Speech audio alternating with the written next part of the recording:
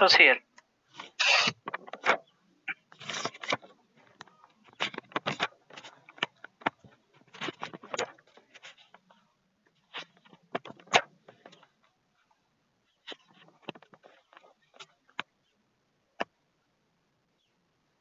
So see here.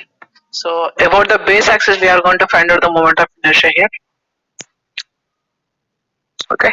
So in between what limits? So in between 0 to h. Why? Because total entire horizontal shift we have considered in the entire triangle. So horizontal shift is varying from where to where? It is from varying from the origin to your how much amount of height of your rectangle there is there. So that much it is going to vary, and we have to integrate in between those two limits. So yb by h is your total dA element, and h minus y whole square is your y element, perpendicular distance element, and dy is the, we have to go for differentiate with respect to y.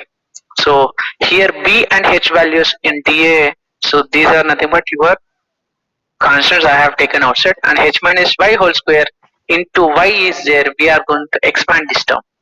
So h square plus y square minus 2hy is your h minus y whole square, and y is your this term. So y is your this term. Okay. So expand once again. So we will have yh square plus y cube minus 2hy square. So if you go for expanding and integrating here, so h square by 2, integration of y is nothing but y square by 2. So integration of y cube is nothing but y power 4 by 4. And integration of y square is nothing but y power 2 plus 1 by 2 plus 1, that is y cube by 3. And in between the limits, if you go for applying the upper limit minus lower limit, that limit values you will get IAB as, it means about the base axis, as your BH cube by 12. About the base, triangle moment of inertia about the base is BH cube by 12. And if you want to know the centroidal moment of inertia for XX, the centroidal moment of inertia, we will go for applying moment parallel axis theorem. That is this IAB. IAB is now base axis, and IX is nothing but central moment of inertia. So this is area into product of the square of the two parallel axes. We know from here, we want to know central moment of inertia. It means I want to find out this XX. So what I have to do? So whatever this IAB is there, IAB this value BH by 12. Okay. So from this, if I subtract this area into h square, I will get the moment of inertia, central moment of inertia. So that's what I have to do. So see here, same thing I have done here. From the base moment of inertia, that is BH cube by 12, from where I got here this one. So this is this called BH cube by 12. So IAB, that is IAB minus this area into h square. Area is nothing but area of the rectangle triangle here. So area of the triangle is nothing but half into base into height into whatever the height is there. Height is how what is h here? So h is nothing but central distance between two parallel axes. Sorry, distance between two parallel axes. So distance between two parallel axes is nothing but here. So h by 3. So why? Because if you draw the medians, you will find out a centroid, and whatever the centroid location here, from the base it is h by 3. From the end to vertex, it is 2h by 3. So only I am taking from the base vertex only. So from the base it is having h by 3. So h by 3 whole square. So if you do it, so here bh power bh cube by, you will get 6. So 6 bh cube minus how much it is? So 9 and 12, 18. So 18 bh cube minus 12. 12 bh cube, that is 6 bh cube. So 6 bh cube by how much it is? So 3 3 are 9. So 9 2 is 18. 18 minus 12. 6 bh cube divided by 12 into 18. So 6 3 are 18. So 3 into 12, yes. So bh cube by 36 you will get. So central axis. So like this, you have to find out the moment of inertia about central axis. About central axis for triangle.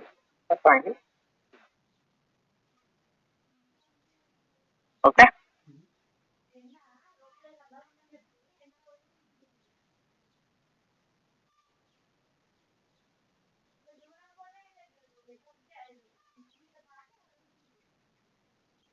Now we will go for circular.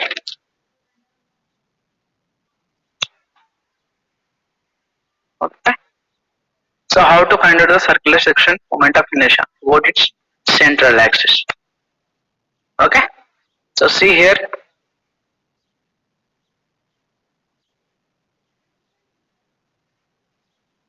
moment of inertia of a circular section. So see here, I have taken a circle and located a center point of a circle. So see here, you have to observe by step. So there is a circle. So circle have center point. So through the center point, if you draw the axis, if you consider the axis, those are called as the central axis.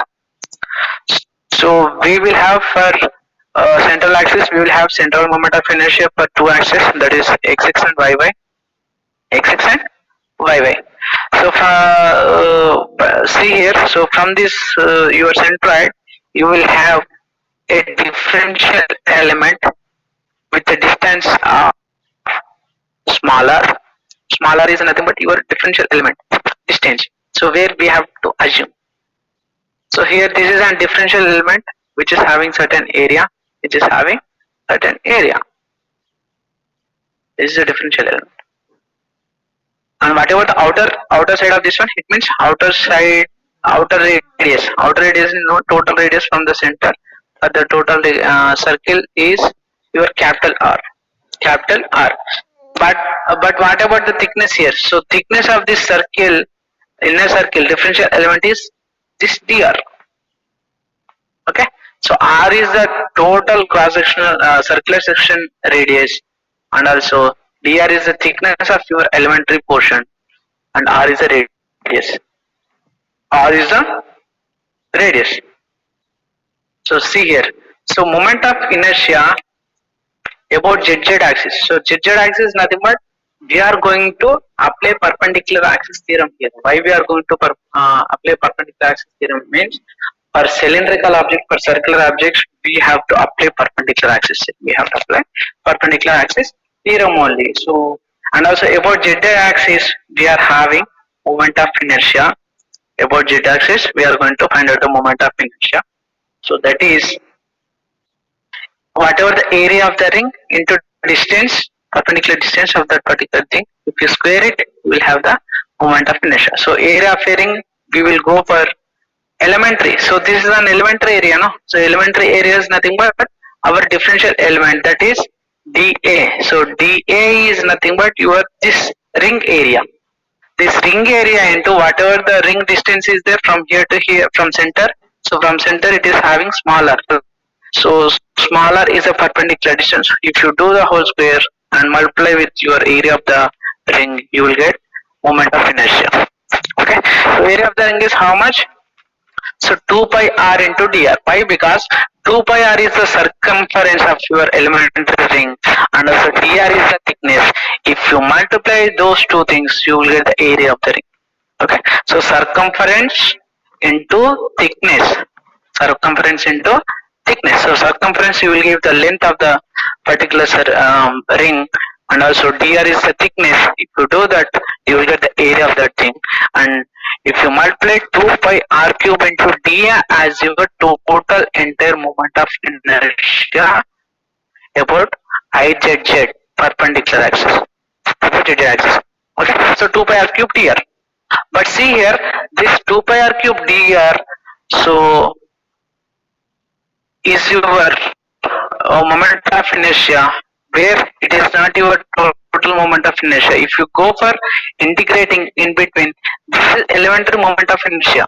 Elementary moment of inertia. But here, if you want to get a total moment of inertia for larger section circle, you have to do the integration between 0 to r. So 2 pi r cube into dr. So 2 pi into integration of 0 to r. Integration of 0 to r. 2 pi is your constant and r cube dr. So r cube, it means r is varying. So like this. So like this we are going to be adding about z axis. We are going to be adding all elementary links. Then we will have a moment of inertia from that circular section in between 0 to whatever the r is there, up to where if you go on taking the radiuses, how much amount of big radius is, that doesn't matter. Between those limits only we are going to integrate. So 0 to r 2 pi r cube dr. So 2 pi is constant. I have taken outside of the integral. So 0 to r cube dr. So integration of r cube is nothing but r power 4 by 4. Okay. So if you go for taking the limits inside of this particular parenthesis, so 2 pi capital R power 4 by 4. Okay, so 2 to 4. So R is nothing but, in terms of D, I am going to represent this moment of inertia. Izz is equal to pi. R is nothing but D by 2. Pi D power 4 by 2 power 4 is 16. So 16 to the 32. So pi D power 4 by 32 is your moment of inertia about ZZ axis. For which one? For which geometry? For circular geometry. For circular geometry. Okay, so we know that from the perpendicular axis theorem, moment of inertia about any ZZ axis, any perpendicular axis is nothing but, so sum of moment of inertia of central axes. So sum of their moment of inertia of central axis. One is your Ixx, another one is your Iyy. Okay, so here Ixx and Iyy are two equal. Why? Because for circle we will have same axis of symmetry. Same axis of symmetry, it means same geometry will be there. So that's only how much amount of moment of inertia that is going to be created about xx, that is equal to yy. So therefore Izz is equal to Ixx plus, in Iyy in place we are going to replace with Ixx only. That's why we will get 2 Ixx, or otherwise 2 Iyy, 2 Iyy. So therefore now Ixx, it is nothing but central moment of inertia, that is half into, that is Ixx Izz divided by 2. Izz divided by 2. Izz is nothing but your pi d power 4 by 32. So which is equal to pi d power 4 by 64. Pi d power 4 by 64. So like this you have to find out. So by application of perpendicular axis theorem. But what about another case? If it is a hollow circular section is there, it means some amount of smaller portion is subtracted or removed from this entire circle portion. So what we have to do, if it is a centroidal central moment of inertia, if you want to find out, so we are having capital D and small d respectively for individual circles. So from the larger one you have to go for subtracting the smaller circular moment of inertia about central axis only. If they are going to ask about the base axis, you have to subtract the moment of inertia from the basis. If they are asking about the moment of inertia from the central axis, you have to go for subtract the central moment of inertia. Now they have asked that about the central axis. So therefore from the central axis I am having this formula. Pi d power 4. D is nothing but, so larger circle. So pi d power 4 by 64 is your larger circle moment of inertia. So from this we are going to subtract smaller circular moment of inertia, that is pi d power 4 by 64. Okay. So like this you have to find out. So బయలుదేరిన sir కిందకి దిగుతున్నాను sir ఇప్పుడు. సరే. So like this you have to find out the moment of inertia for hollow circular section. Okay, hollow circular section. Is it okay? Now Iyy is equal to how much? Pi by 4, 64, and pi by 64 is your common thing. So that's why I have kept outside of the parenthesis. Okay, so d power 4 minus small d power 4. So this is the Ixx and Iyy. Which is equal Izz is nothing but your pi by 32 d power 4 minus d power 4. This is from the base. This is from the base perpendicular axis. So that's it for today. If anybody is having any doubts, please let me know through the WhatsApp or through personal interaction through phone call. So that's it for today. So thank you. So I'm leaving. We will meet tomorrow only with problems. Okay.